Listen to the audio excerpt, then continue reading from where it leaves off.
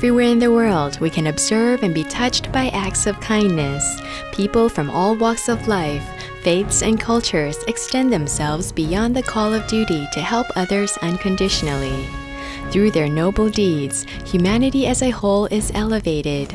To commend virtuous actions and encourage more people to be inspired by their examples, Supreme Master Ching Hai has lovingly created a series of awards, including the Shining World Leadership Award, Shining World Compassion Award, Shining World Hero and Heroine Awards, Shining World Honesty Award, Shining World Protection Award, Shining World Intelligence Award, and Shining World Inventor Award to recognize some of the most exemplary, generous, caring, and courageous people who walk amongst us.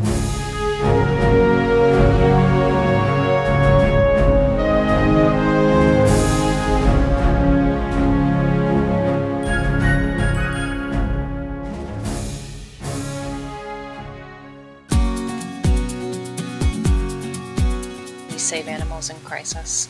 Wherever they are, individuals, populations being threatened by humans, by habitat loss, by natural disaster, IFAW is there to save animals around the world.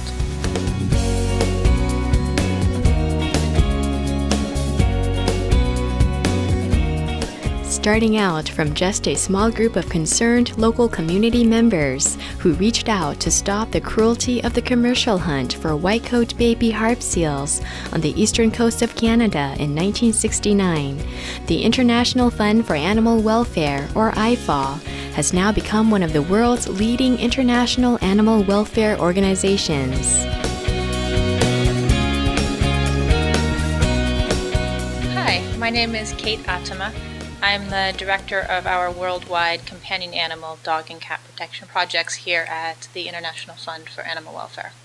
We have offices in 15 countries around the world, but we work in more than 40 countries. We have 1.2 million supporters who support our work worldwide. Are any of your staff members or volunteers vegetarian or vegan? Many are. IFAW is a supportive environment, and we support our staff in the ethical decisions that they make. With a large network of people dedicated to its cause, IFAW has been able to work with communities, government leaders, and other animal-loving organizations in countries around the world to address urgent issues relating to animal well-being and conservation. IFAW believes that animal welfare works best when communities take responsibility. We provide expertise to help communities develop their resources and motivate them to protect animals and protect animals from cruelty around the world. We always make sure that when there's an animal or a group of animals that need to be rescued, that we're integrating with the processes that a community already has available on the ground. What we provide is support, expertise, and teams to come in and fill in the gaps that a community may have. Sometimes that means that they just need a little bit of assistance, sometimes they just need funds, and sometimes they need a full-scale team to come in and help them respond to an event. And so IFAW really tailors our response to where and when that animal requires assistance.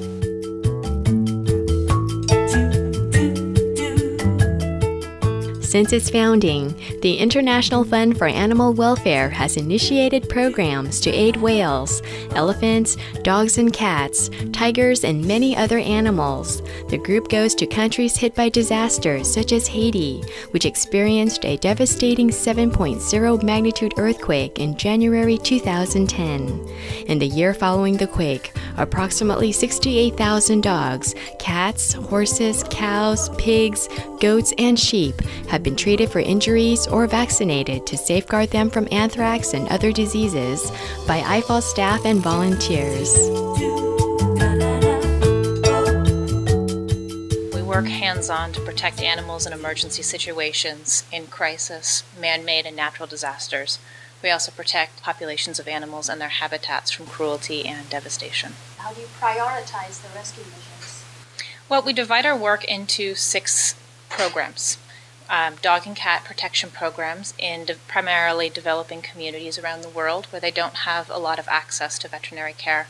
We protect elephants from the ivory trade and from habitat depletion. We protect whales and seals from commercial hunting. and also from habitat depletion like ocean pollution and ocean noise. We also have a unit that works hands-on to rescue animals in man-made and natural disasters. We rescue marine mammals stranded on the beaches, and we advocate to protect wild populations from the wildlife trade. We asked Ms. Atema if she could share a touching story from a past IFAW rescue mission. One story I'd like to share is the story of Joyce. We had dogs that were being rescued from the municipal dump in Cozumel, Mexico. One particularly touching story was Joyce, a dog who had been hit by a car. She'd had to have one leg amputated and the other leg was no longer usable. They did their best in Mexico given what they had available, but they weren't able to save it. We found an owner in New York City who was as touched by her story as we were, and she took her in. She's covering her medical costs, and she's now gotten her some wheels, and she also has fitted special doggy hot pants that she puts on her. She runs with her now miles in Central Park every single day, and that dog touches everybody's lives. Everyone is so inspired by her story and the story of hope and people reaching out to save one animal at a time. At the same time they were saving the vulnerable dogs in Mexico, IFAW was rescuing stray dogs from a summer dog shoot in northern Quebec, Canada, and finding them new homes. Also known as Dog Kill Days, a dog shoot is an absolutely horrific event that regularly takes place in some of Canada's remote northern communities, where homeless canines are thrown into trucks, taken to a dump, and then viciously shot. Could you tell us a little bit about a story about the rescue of 36 dogs in northern Quebec? This is a project that we've been working in for many, many years. We help communities learn to help themselves and their animals. In this case, these animals don't have access to veterinary care, which means that they can't have their animals spayed or neutered. They can't have their animals vaccinated without help. That's where IFAW comes in. We've been working with these communities to provide veterinary clinics for many, many years. This particular community had made a lot of progress and had ceased shooting animals for many years. This year they came to us.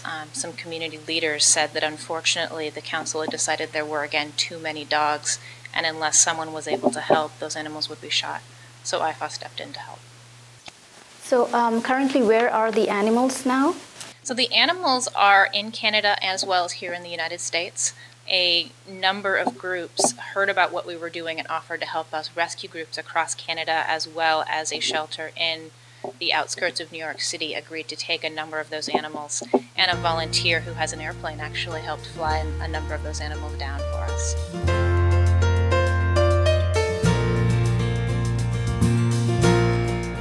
For taking quick action to preserve canine lives in northern Quebec, Supreme Master Ching Hai honored the International Fund for Animal Welfare with the Shining World Compassion Award.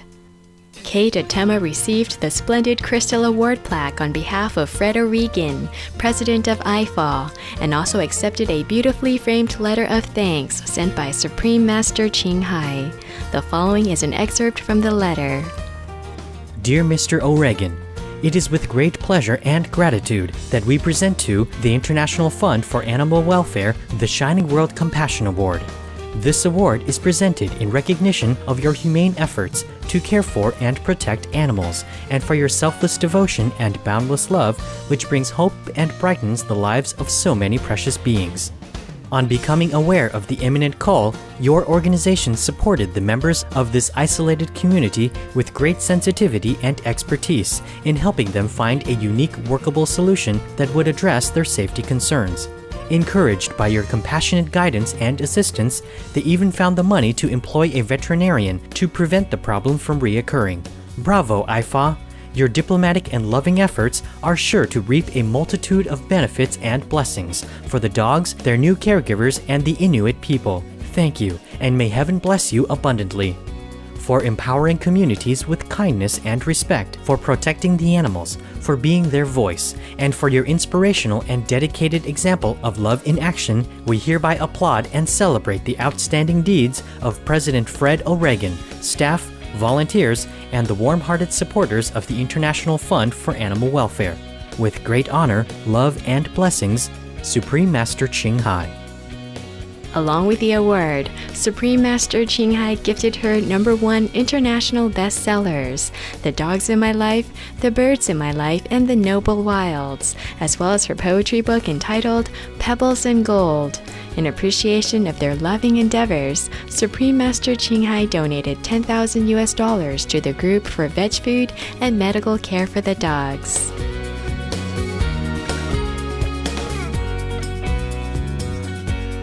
We're so grateful for the donation of $10,000, and simply put, it will help us save a lot more animals. Right now there is a rabies outbreak in one of the communities we work in outside Johannesburg, South Africa. Without our help, going with teams of volunteers going door to door 6 days a week vaccinating dogs and cats against rabies, they run the risk of either being killed or contracting rabies, which is a horrible, horrible disease. So immediately those funds can assist us in that emergency effort.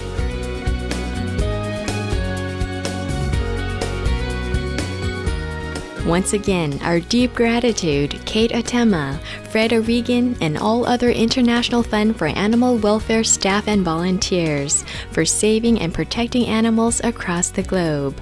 IFAW's benevolent programs are truly creating a better place for our animal friends.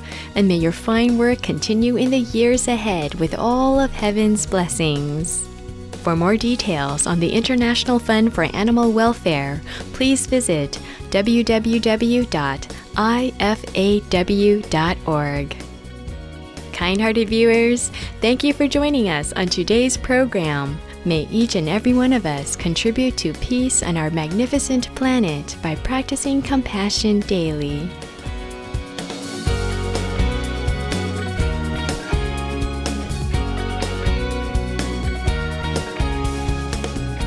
For more details, please visit www.suprememastertv.com/AW.